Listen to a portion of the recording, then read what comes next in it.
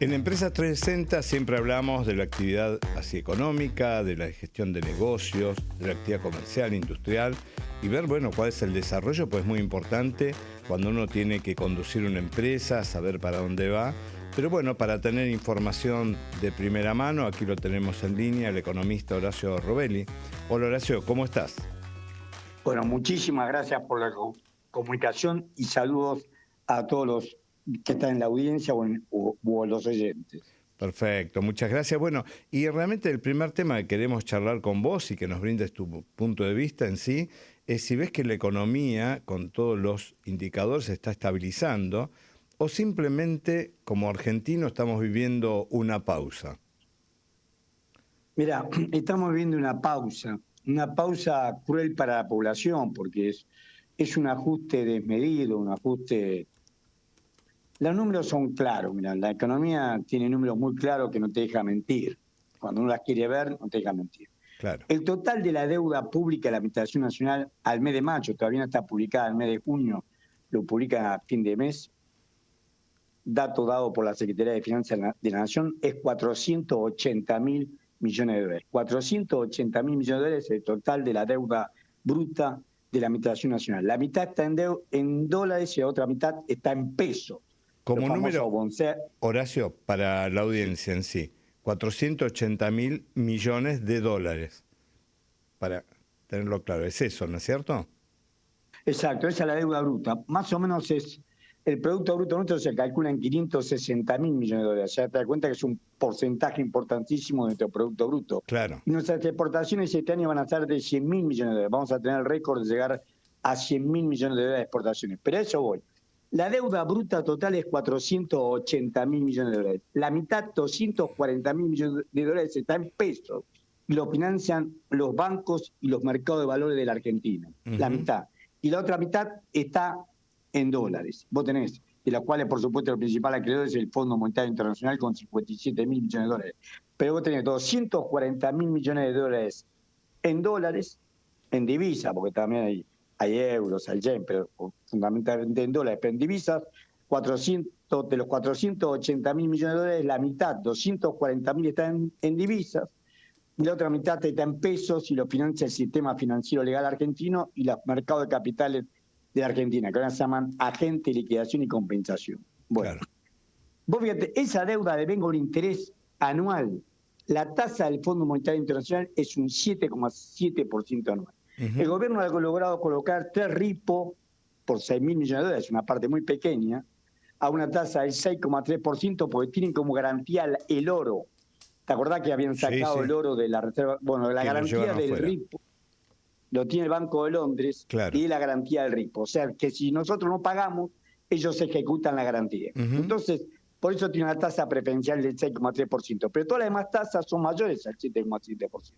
Pero pongamos que es mentira, porque la tasa es mayor, que la tasa sea 7,7%, por 480.000 millones de dólares te da casi 40.000 millones de dólares de interés por año. claro. ¿Está bien? Vos tenés 40.000 millones de dólares que tenés que pagar interés. Y el superávit comercial, esto en economía se llama ajuste económico. El ajuste económico es cuando las exportaciones superan a las importaciones de mercaderías. Nosotros vamos a superarlas. Lo venimos haciendo, se hizo en el 2024, no en el 2025, pero se va a volver a repetir en el 2026. Las exportaciones superan a las importaciones en 20.000 millones de dólares. Pero las exportaciones son privadas. YPF tiene el 51% estatal, pero se lo toma con una empresa privada, le pertenece a los privados. Claro. La Administración Nacional tiene que comprar esos dólares, tiene que comprar esos 20.000 millones de dólares. Y ahí hace el ajuste fiscal en pesos al tipo de cambio oficial. Al tipo de cambio oficial tiene que hacer un ajuste fiscal por año equivalente a 20.000 millones de dólares. Te repito, la economía es sencilla cuando la querés ver. Cuando te la confunde es porque te están mintiendo. La verdad es esta, vos tenés una deuda de 480.000 millones de dólares, devenga intereses no menos de 40.000 millones de dólares, mitad en dólares, mitad en pesos, pero no menos de 40.000 millones de dólares, al año. Vos necesitas al año, vos necesitas en el año 2026 pagar 40.000 millones de dólares de intereses y solamente podés pagar 20.000. ¿Por qué? Porque el superávit comercial, los dólares que obtenés del comercio exterior nuestro, son aproximadamente 20.000 millones de dólares. Esos 20.000 millones de dólares los tiene que comprar el Estado, porque le pertenece a particulares. La única empresa semiestatal es YPF, pero en realidad funciona como si fuera una empresa privada, y hay que comprarle los dólares. Claro. Entonces vos tenés 20... Decime, sí. Y Horacio, y mirándolo desde el llano, de los que somos, que todo el día, bueno, trabajamos aquí y consumimos, la primera pregunta que nos salta en la mente, no siendo economista verdaderamente, es, ¿este esquema es sostenible, este esquema económico, o en algún momento puede crujir? ¿Cómo lo ves? No, no es sostenible, ¿por qué? Porque vos estamos diciendo que el Estado hace un brutal ajuste. ¿Cuál es el brutal? ¿Cómo te hace el brutal ajuste el Estado? Te saca los subsidios al gas en pleno invierno. Anula pensiones de invalidez, frena toda la obra pública, no cumple con la ley de financiamiento universitario, ajusta casi el 40% del gasto presupuestario anual es el gasto previsional. Se ajusta por el IPC. Nadie cree en ese IPC mentiroso. La forma que tiene para estafar a la población es ajustarte por el IPC. Las jubilaciones y pensiones se ajustan con 2 meses de atraso con respecto al IPC. Nadie puede creer que la inflación en el mes de junio fue 1,9%, como dice el índice de precio al consumidor del INDEC. Es tan mentira que el anterior director del INDEC quiso tener una canasta distinta a esta, y aparte hay que ver en qué negocio lo miden, porque ningún negocio da que el alimento te creció solamente 1,3%. Claro. En junio ¿cómo te puedo decir? No tienen vergüenza. En junio pusieron una inflación de 1,9% y que en alimentos, que forma parte, alimentos y bebidas, dentro de lo que es la canasta básica total que conforma el índice de precio al consumidor, alimentos y bebidas creció solamente 1,3%. Una burda mentira por donde vos lo mires. Fíjate lo que es el precio de la carne, de la verdura, de la fruta, de la leche, lo que quieras vos. Y sobre todo nosotros estamos pagando muy fuerte el precio del combustible. Nosotros somos un país exportador neto de combustible. Vamos a llegar a 1 millón de barriles de producción diaria. Ya estamos en 930.000 barriles de producción diaria, gracias a Vaca Muerta, que es más del 70% de eso. Más del 70% se da Vaca Muerta, pero estamos llegando a 1 millón de barriles. ¿Y cómo puede ser que nosotros paguemos la nafta super? Por ejemplo, el precio internacional de la nafta super es $1,45, 2.200 pesos. Es lo que pagamos acá. Paga lo mismo acá que en Chile, que en Paraguay o Uruguay, que no tienen petróleo. Claro. Entonces vos estás teniendo acá un costo para la población, que ellos mienten con el índice de precio del consumidor y ajustan las jubilaciones y pensiones y otros gastos del Estado, se ajustan por el IPC. Por eso ellos mienten con el IPC, frenan el tipo de cambio. ¿Por qué? Necesitan frenar el tipo de cambio para comprar con los pesos los dólares. Vos tenés que comprar 20.000 millones de dólares. Es preferible comprarlo a 1.300 pesos y no a 2.000. Claro. Porque el Estado recauda en pesos. ¿Está bien? Decime si voy muy rápido, decime si se entiende bien. Son datos muy claros lo que estás comentando y realmente muy interesante porque es un punto de vista que realmente nos llama la atención lo que decís, la deuda, justamente lo anoté aquí, 480.000 millones de dólares, la mitad justamente lo tenés en pesos y otro en dólares, y claro, casi el superávit de comercio exterior que comentaste de 20 millones no te alcanza para pagar los intereses. La mitad. Exacto. Y te iba a preguntar algo justamente el tema de la inflación, que viste supuestamente es un 1,9%. Y otro día también estaba escuchando también otro economista que decía, bueno, pero pisaron un poco el precio de la nafta porque no lo dejaron aumentar, pisaron algunos temas de servicios públicos. Y además que, bueno, uno la sensibilidad que tiene es que los precios de la economía real de todos los días, la del consumidor, no te estoy hablando así en términos empresarios, sino en términos justamente de consumidor, el 1,9 parecería un poco retroído, ¿no es cierto? Es una mentira absurda. Porque vos tengas una inflación interanual de 33,5% funcional a que ajustan los gastos públicos por el índice de precio al consumidor. Por eso lo frenan.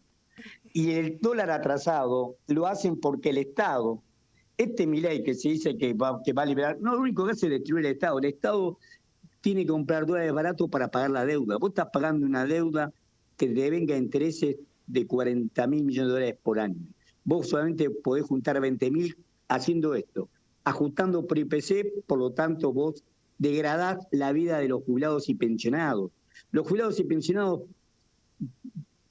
preguntarle a cualquier jubilado y pensionado, vas a ver que está peor, no puede comprar no puede comprar ni lo mínimo ni elemental porque obviamente es un ingreso mucho menor que lo que mienten con la estadística de la IPC y ajustan cada 2 meses de atraso al IPC. Y lo mismo con los demás gastos.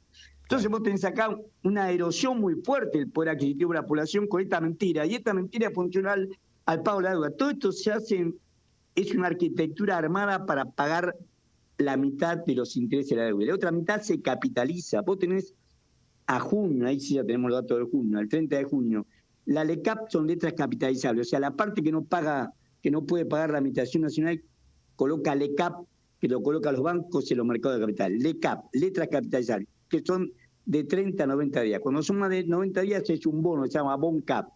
Esos dos títulos suman 92 mil millones de dólares. Para que vea que se van sumando 20 mil todos los años, claro. Ya tenés al mes de junio 92 mil millones de dólares de deuda en pesos, pero equivalente la conversión la hace al tipo de cambio oficial en la Secretaría de Finanzas de la Nación. Son datos de la Secretaría de Finanzas de la Nación, firmados por Federico Furiace, que es su secretario. Claro. Bueno, 92, a junio, al 30 de junio tenés 92 mil millones de dólares, es en pesos, pero deudas capitalizando intereses por 92 mil millones de dólares. Y vamos a seguir. Por eso te digo que a fin de año, no es que sea un gurú o tenga la bola de qué tal.